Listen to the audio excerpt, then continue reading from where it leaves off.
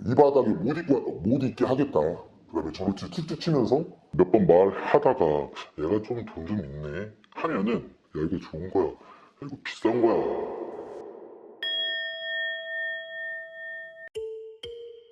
인스타그램에는 계정의 이름에 IFBB 프로임을 강조해가며 자신을 홍보하는 국내의 바디빌더들이 있습니다.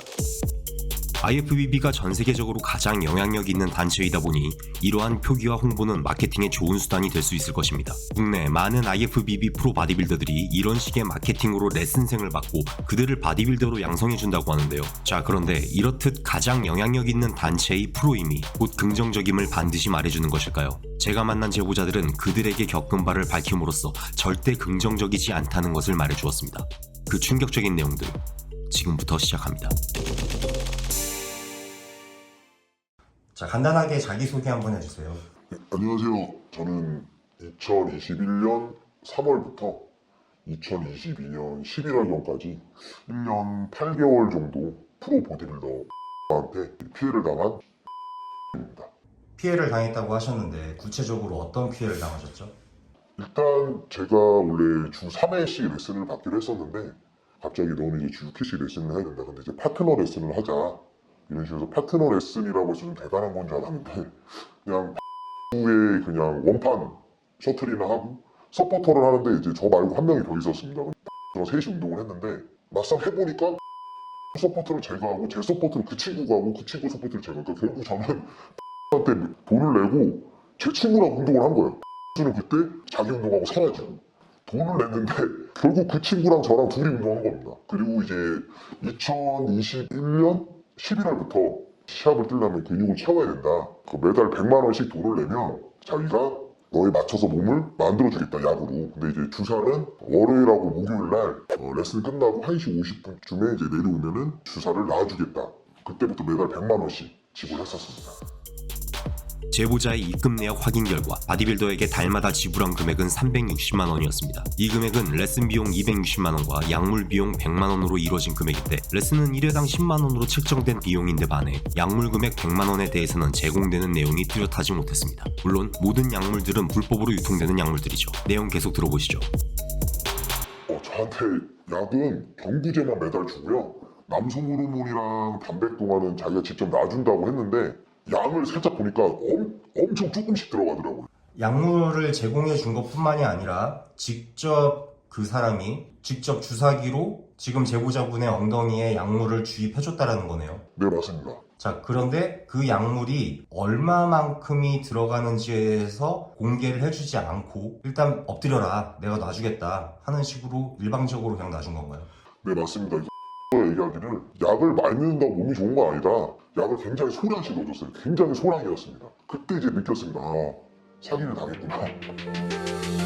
바디빌더는 제보자에게 어떤 약물인지 그리고 얼마만큼인지에 대해 정확하게 공개하지 않은 채로 약물을 주입했다는 것입니다. 일단 불법 스테로이드 판매 자체가 결코 경미하지 않은 범죄인데 이런 경우에는 무면허 의료행위로서 의료법 위반이 적용되며 기망행위도 적용될 수 있습니다. 심지어 이 바디빌더는 자신이 주는 약물들이 이름만 대면 모두가 알만한 유명 선수들이 사용하는 좋은 품질의 약품들이라고 홍보했다고 합니다. 하지만 확인 결과 품질을 가늠할 수 없는 언더그라운드 제조 약품들이었으며 심지어 이마저도 공급을 점점 줄여나갔다고 합니다. 그 다음에 저한테는 굉장히 유명한 프로빌더 이철 선수가 쓰는 약물이라고 하는데 제 지인을 통해서 물어보니까 뭐 이름도 없는 브랜드이고 그 다음에 약이 필요하다 이러면은 너는 이제 약 그만 써도 된다. 많이 써봤자 필요 없다. 너 소량만 써라. 선생님 이거 떨어졌는데 너 그만 먹어라. 너 약 많이 먹는다 몸 좋아지는 거 아니다. 근데 돈은 계속 내는데 약 개수는 점점 줄고 이거 뭔가 잘못됐다. 그때 이제 호구구나. 그때 이제 느껴서 이제 여기 나와야겠구나. 그 생각을 했었습니다. 레슨비와 약물뿐만이 아니라 기타 부대 비용도 제보자분께 지불을 하라고 한 적이 있다고 하셨어요. 네네. 미안한데 뭐 담배 한 갑 사와라. 미안한데 햇반 사와라. 이런 심부름이 되게 많았었고요. 그 다음에 햇반을 편의점에서 그냥 사가면 전자레인지 데워야지 내가 생밥 먹어야 되냐. 닭가슴살 사와라. 뭐 서브웨이 사와라. 이런 거. 자기가 어디 멀리 지방이나 이제 이런 데 시합장을 갈 때 자기 차가 이제 국산차니까 그 당시 국산차였거든요. 약간 쪽팔리니까 이제 제 차를 타고 가자 해가지고 뭐 저 가장 멀리는 대전까지 운전한 적도 있고요. 해외 시합 나갈 때는 이제 이렇게 배우는 사람이 시합 나갈 때 이제 서포터 간 적이 있었는데 저는 그 시합 나가는 사람들도 태우고 데리고 공항 픽업 갔다가 또 오는 날 픽업한 적도 있고요. 밥도 자기가 먹자 해놓고 이제 계산은 전부 다 제가 하고 그런 게 이제 대다수였습니다. 운전기사 역할까지 했던 거네요. 제가 한 번은 대전을 갈 때였는데 뒷좌석에 타던 이제 의자를 뒤에 적히면서 야, 대전까지 가는데 먹을 거 하나 준비 안 했냐. 제가 시합이 끝나고 밥을 먹으러 가자고 하더라고요. 그래서 이제 어디 가냐 했더니 자기가 정해준 대로 와라. 증거로 제 카드 내역을 냈는데 40 얼마가 나왔습니다. 예, 그리고 이제 운동 중간중간에 소고기 먹고 싶지 않냐. 저는 당연히 사주려고 아예 먹고 싶은데 그래서 갔더니 스테이크집 가서 17만 원. 흑염소 먹을래? 잘하는 데 있다. 냄새 안 나고 좋은 데 있다. 그 치팅 때 먹어야 된다. 그래서 가서 먹으면 또 한 18만 원, 20만 원 나면 또 제가 그 전부에 결제한 거 있고요. 매주마다 아니면 2주마다 밥을 먹을 때 치팅이라고 치팅 때 선생님하고 먹는 거 괜찮다 하면서 이제 그 센터 근처에 백숙집을 자주 갔었는데 백숙집 먹으면 이제 한 4시 가면은 한 3개 시킵니다. 그럼 백숙 하나 5만 원이니까 15만 원 이 정도 나오고. 그렇게 밥값으로 낸 것만 해도 거의 뭐 100에서 200만 원 정도는 되겠네요. 네, 그 정도도 되고 그다음에 이제 스승의 날이나 생일 이런 때 서로 이제 경쟁을 붙인다. 뭐 누구는 뭐 사주는데 누구는 뭐 사주는데 레슨비랑 야간 내고도 매달 이제 뭐 이래저래 행사가 있어가지고 들어가는 돈이 굉장히 상당했습니다. 그리고 제가 이제 그 상속받은 재산이 있어가지고 아무래도 좀 돈 많이 들어가는 거는 웬만하면 이제 저한테 많이 얘기를 했었습니다. 상속받을 재산이 있다는 사실에 대해서 인지를 하고 아, 얘 돈 많은 애니까 이런 식이라는 거네요. 이제 돈이 좀 생기니까 그때부터 계속 이제 뭐 돈이 많이 들어가는 거나 이런 거는 저한테 요구를 많이 했었습니다. 그래서 제가 이제 여기 그만 나오고 싶어가지고 레슨을 한 달 쉰다고 하고 이제 운동하러 개인 운동을 갔었는데 인사를 안 받더라고요. 저 선생님 안녕하십니까 인사를 안 받아요. 그래서 제가 민망해가지고 저도 이제 가만히 있으니까 왜 표정이 왜 그러냐. 인사 똑바로 안 하냐. 저는 분명 인사를 했는데 그러면서 오히려 화를 내더라고요. 그래서 이 사람하고 상종하지 못하겠다. 그랬더니 저에 대한 뭐 안 좋은 얘기를 퍼뜨리길래 제가 오히려 따졌습니다. 왜 앞에서 하지 못한 말 뒤에서 하시냐 이랬더니 자기는 그런 말 한 적 없다. 오히려 네가 내 욕을 하고 다니지 않았냐 하면서 그렇게 애지중지 키워놨더니 뒤에서 욕을 한다. 키워줘봤자 소용없다. 이러면서 뭐 사람들 많아서 욕을 하고 그러더라고. 근데 욕하는 거는 누가 레슨했던 회원들한테 물어봐도 알겠지만 운동하다 자기 기분 나쁘면 덤벨 던지고 가고 물통 던지고 가고 욕하고 운동 좀만 못하면은 병신이냐 이런 얘기하고 자기 기분 나쁘면 레슨도 30분 하다 그냥 가버리고 그냥 그런 상황이어서 욕을 항상 뭐 다반수였습니다. 예, 그래서 제가 그만둔다고 했을 때 제가 저보고 그러더라고요. 이 바닥에 못 있게 하겠다. 그 다음에 저를 툭툭 치면서 제가 인상을 쓰니까 덤벼봐라. 뭐 덤빌 거냐. 그래서 욕을 하더라고. 그러면서 아이도 기억이 났던 게 너가 뭔데 인상을 쓰냐. 너가 뭔데 나한테 말대답을 하냐. 황순도 나한테 그러지 않는다. 이러면서 욕을 하고 툭툭 치고 저를 막 때리려고 그랬었습니다. 레슨할 때는 그냥 좀 안 되면 가슴을 주먹 갖고 툭툭 치는 거는 다반사였습니다. 거기는 회원들도 오직했으면 와 선수한테 그렇게 오래 배우는 게 대단하다 이 정도까지 얘기했습니다. 그 뒤로 이제 제가 그래서 아예 인연을 끊고 나왔는데 아직도 제가 이제 이쪽에서 일을 한다니까 뭐 후배들 통해서 여기 이 바닥에 못 있게 하겠다.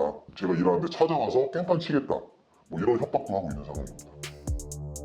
실제 이 바디빌더는 제보자가 근무하고 있는 피트니스 센터에 전화를 걸어 대표자를 바꿔달라고 해 제보자를 해고하라는 말을 하였다고 합니다. 이 바디빌더는 운영하고 있는 체육관이 없습니다. 그 말은 즉 타인의 영업장에서 레슨을 하는 위치이면서 그곳 회원들이 모두 부담을 느낄 정도로 공개적으로 폭언과 위압을 행사했다는 것입니다. 제보자가 무언가 잘못됐음을 정확히 파악하고 이 악몽에서 빠져나오기까지는 이를 전해 듣고 조언을 해준 지인의 역할이 있었습니다. 그 지인 역시 이 영상에 출연을 하였는데요. 이 업계에서 이런 사례를 수도 없이 지켜봐온 입장으로서 할 말이 있다 하였습니다.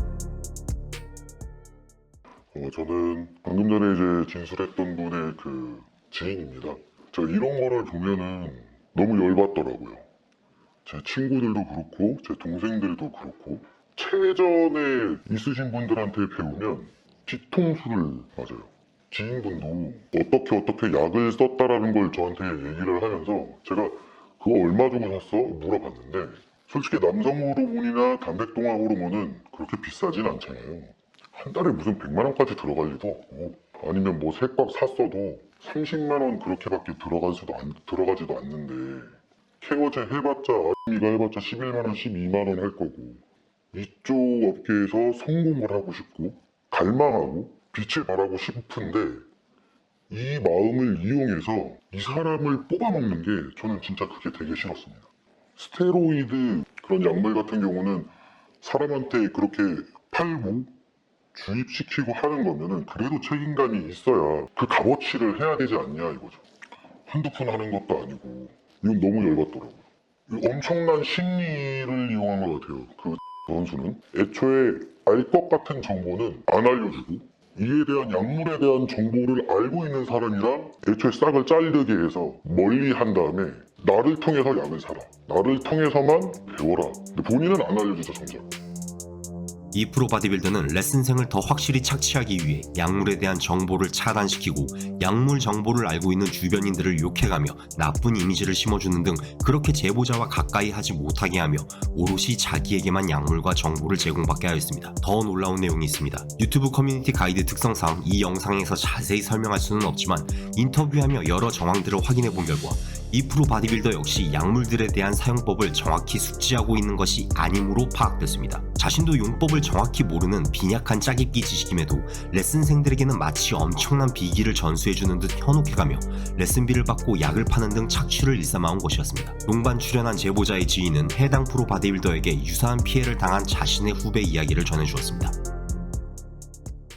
인슐린 배우러 이 선수한테 900만 원을 줬다. 현금으로. 인슐린을 배운다고? 결국은 운동을 하면서 보조를 하고 그냥 인슐린 하루에 5IU 결국은 인슐린 그거 하루에 5IU 맞는 거 그거 하나 배운 걸로 알고 있거든요. 꽤 최전 선수들이 이런 거를 잘 이용해서 몇 번 말하다가 얘가 좀 돈 좀 있네 하면은 약물 얘기를 살짝 꺼내서 관심이 있어 보이면은 나 얼마 이거 얼마 야 이거 좋은 거야 야 이거 비싼 거야. 그러니까 주로 수법이 속된 말로 사이즈 본다라고 하죠.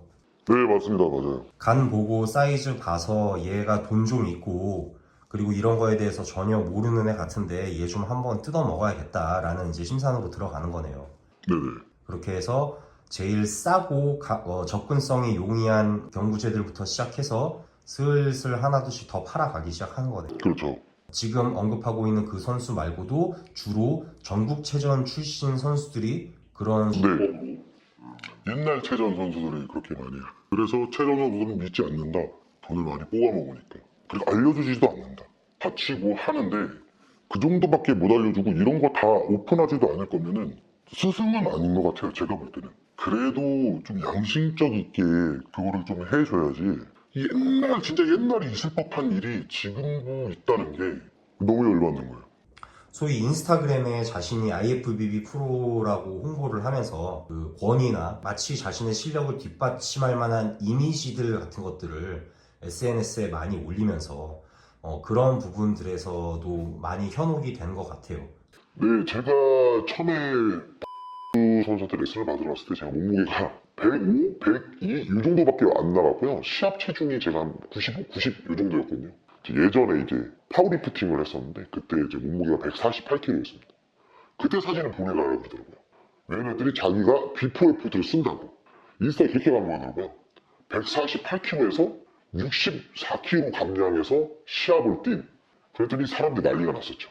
제가 그때 그 시합에서 1등을 했었습니다. 1등을 했더니 그 받는 주변 그 선수 레슨생한테 다 그러더라고요. 맞냐? 너도 이거 쓰면 전 될 수 있어 하면서 약 영업을 하고 있더라고요. 한 회식 자리에서 지인 2명 너 뭐뭐 쓴다 그래서 우리도 그거 사서 맞고 있다. 어느 순간 제가 약을 파는 그 모델이 돼 있더라고요. 그걸 보면서 이제 전부 다 돈벌이구나. 그리고 인스타에 보면은 우리 팀 시합 준비하면서 바디 포징 하면서 8명, 10명 이렇게 사진을 다 찍어서 올렸더라고요. 그 중에 실제로 레슨 받는 사람은 3명밖에 없어요. 나머지는 거기 있는 트레이너. 그런 거 사진 올려서 자기 레슨생이 많거나 몸이 좋은 것처럼 얘기를 하지. 출연해준 두 분은 약물 사용 경험자로서 스테로이드 약물을 쓰지 말아야 하는 또 다른 이유에 대해 말해주었습니다. 자, 보디빌딩에서 사용되는 스테로이드 약물이라는 것들이 아무래도 불법이고 음성적이다 보니까 그 점을 더욱더 악용해서 소위 얘기하는 호구잡이로 금전적 이득을 그렇게 편취를 하려고 한 것 같아요. 확실히 약물을 쓰면 몸이 더 빨리 좋아지기는 합니다. 확실히 이제 생각했던 것보다 훨씬 빨리 좋아지고 뭐 힘도 세지고 뭐 수행력도 좋아지긴 하는데 건강을 잃거나 그 다음에 이제 거의 처벌듯이 본인이 감수를 해야 된다고 생각을 하거든요. 유명한 선수, 몸이 좋은 선수, 성적이 좋은 선수를 찾기보다는 자기한테 맞는 선생님을 만나는 게 가장 중요하다고 생각합니다. 그리고 이제 몇 번 받아보다가 아니다 싶으면은 빨리 다른 사람을 구하거나 다른 선생님을 찾거나 아니면 혼자 운동을 더 하거나 공부를 더 하거나 그런 식으로 해서 발전을 해야지 그 사람의 커리어만 보고 무작정 이제 따라가는 거는 아니라고 보고 있습니다. 제가 하고 싶은 말은 약물을 만약에 처음부터 권유를 한다 하면은 제 생각엔 멀리하는 게 좋을 것 같아요. 분명히 약물을 권유하는 사람들이 있어요. 걔도 분명히 누구한테 당했을 거고 이 대문인 된 것 같아요. 정직한 사람한테 가서 상담도 받아보고 주변 사람들한테 일단 다 물어가서 자기가 선정한 그 코치가 그래도 인지도도 있고 정직하고 성실한 사람이다 하면 제 생각엔 그래도 그게 좀 더 빠른 길인 것 같기는 해요. 물론 약물은 안 좋습니다.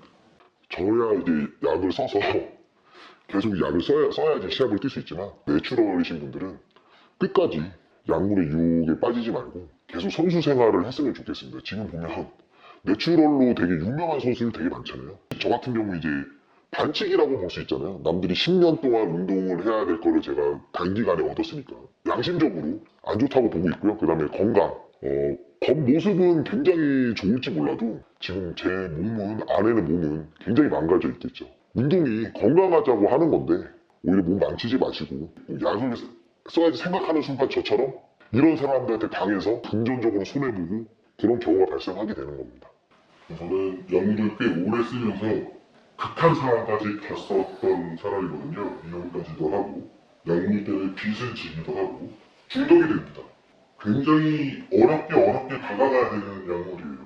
의사 선생님들한테 물어봐도 그 단어 명칭 자체도 모를 뿐더러 이거 한번 손댔다가는 호르몬 계열이 완전히 망가지게 될 겁니다. 카페인만 이용하세요. 그것만으로도 충분합니다. 저 이렇게 제목했지만 저 같은 사람들이 많을 거라고 생각을 합니다. 근데 이제 저처럼 카메라 앞에 못 쓰는 이유는 아무래도 선수 생활을 계속 하고 싶은데 이쪽 바닥에서 발 디딜 수가 없을까봐 배웠던 사람들이 이제 유명한 선수고 영향력이 있어서 자기한테 피해를 볼까봐 앞에 못 쓰는 사람들이 많은 것 같은데 이렇게 계속 피하면은 계속 상황만 안 좋아지고 또 다른 피해자들 또 생기고 자기 지인들도 당할 수 있거든요. 뭐 무서워하지 마시고 두려워하지 마시고 카메라 앞에 쓰셨으면 좋겠습니다. 이번 영상을 취재하며 가장 놀랐던 점이라면 이전 영상에서 먼저 소개됐던 호구잡이 수법과 너무나도 닮아있다는 것이었습니다. 출연해주신 분의 발언대로 과연 한국의 바디빌딩 피트니스 업계에서는 악습이 되물림되고 있는 것이 사실이겠구나 싶었습니다. 몇 년 전에도 약투라는 이름으로 이 업계의 어두운 면이 소개가 된 사례가 있었죠. 그 이후로 불법 스테로이드 사용자 역시 적발시 과태료로서 처벌을 받는 법안이 생기는 등의 성과가 있었습니다. 하지만 그럼에도 프로 바디빌더들이 약을 팔고 금전적으로 착취를 하는 이런 어이없는 사례들은 계속되고 있습니다. 첫 번째 폭로 영상을 올린 뒤로 많은 제보들을 받았고 대부분의 제보자들은 이 영상의 제보자들처럼 직접 출연을 희망하였습니다. 바디알케미에서는 피트니스계, 체육계에서 만연돼 있지만 대중들에게 드러나 있지 않은 부조리하고 부적절한 사건들에 대한 제보를 받습니다. 여러분의 소중한 제보가 더 깨끗하고 더 나은 피지컬 문화를 만들 수 있습니다. 바디알케미가 함께하겠습니다. 시청해주셔서 감사합니다.